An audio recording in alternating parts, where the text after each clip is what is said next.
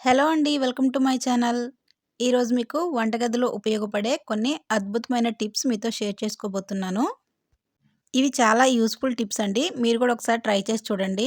First tip వచ్చేసి ఉల్లిపాయలు వేయించేటప్పుడు కొద్దిగా ఉప్పు వేస్తే అవి త్వరగా గోధుమ రంగులోకి వస్తాయి. దోస క్రిస్పీగా రావాలి అంటే దోస పిండిలో కొద్దిగా రవ్వ వేసి కలిపితే హోటల్ స్టైల్ కరకరలాడే దోసలు వస్తాయి. చింతపండుని నానబెట్టి పేస్ట్ చేసి ఐస్ ట్రేలో వేసి ఫ్రిడ్జ్‌లో స్టోర్ చేస్తే మనం ఎప్పుడు కావాలంటే అప్పుడు తక్షణమే వాడుకోవచ్చు. పాలు పొంగిపోకుండా ఉండాలి అంటే పాలు మరిగించేటప్పుడు పాత్ర అంచుల చుట్టూ వెన్న రాస్తే పాలు పొంగి బయటికి రావు. అన్నం వండేటప్పుడు నీటిలో కొద్దిగా నిమ్మరసం కలిపితే అన్నం మెత్తగాను, తెల్లగాను వస్తుంది. చేపలు వాసన పోవాలి అంటే చేప ముక్కలు కడిగేటప్పుడు ఉప్పు మరియు నిమ్మరసం కలిపి రుద్దితే వాసన పోతుంది. వంకాయలు రంగు మారకుండా ఉండాలంటే వంకాయలు కోసిన తర్వాత నీటిలో కొద్దిగా పాలు కలిపి నానబెట్టుకోవాలి.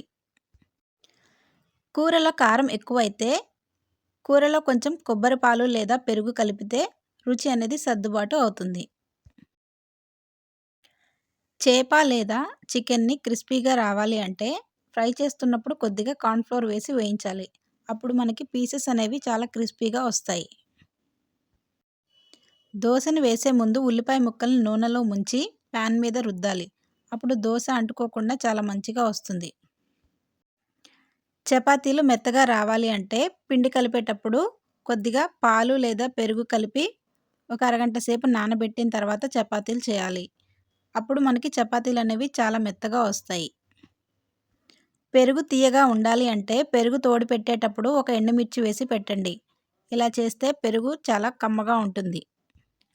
ప్రెషర్ కుక్కర్‌లో పప్పు పొంగిపోకుండా ఉండాలి అంటే పప్పు ఉడికించేటప్పుడు ఒక స్పూన్ ఆయిల్ యాడ్ చేయాలి.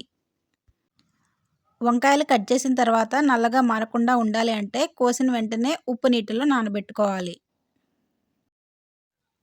బంగాళాదుంప తొక్క తీయడం సులభం కావాలంటే ఉడికించే ముందు చల్లని నీటిలో నానబెట్టుకోవాలి.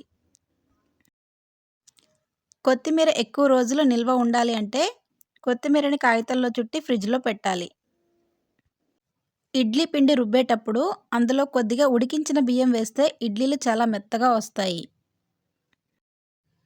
రవ్వ ఎక్కువ రోజులు నిల్వ ఉండాలి అంటే రవ్వని వేయించి స్టోర్ చేసుకోవాలి. ఇలా చేస్తే రవ్వ అనేది ఎక్కువ రోజులు నిల్వ ఉంటుంది. వడలు లేదా బజ్జీలు క్రిస్పీగా రావాలి అంటే పిండిలో కొద్దిగా బియ్యపు పిండి వేసి కలపాలి. బంగాళాదుంపలు ఉడికించేటప్పుడు కొద్దిగా ఉప్పు వేసి ఉడికిస్తే చాలా త్వరగా ఉడుకుతాయి. ఈ టిప్స్ మీకు యూజ్ అయితే ఒకసారి ట్రై చేసి చూడండి. ఇలాంటి మరిన్ని టిప్స్ కోసం మన ఛానల్‌ని సబ్స్క్రైబ్ చేసుకోండి. Thanks for watching.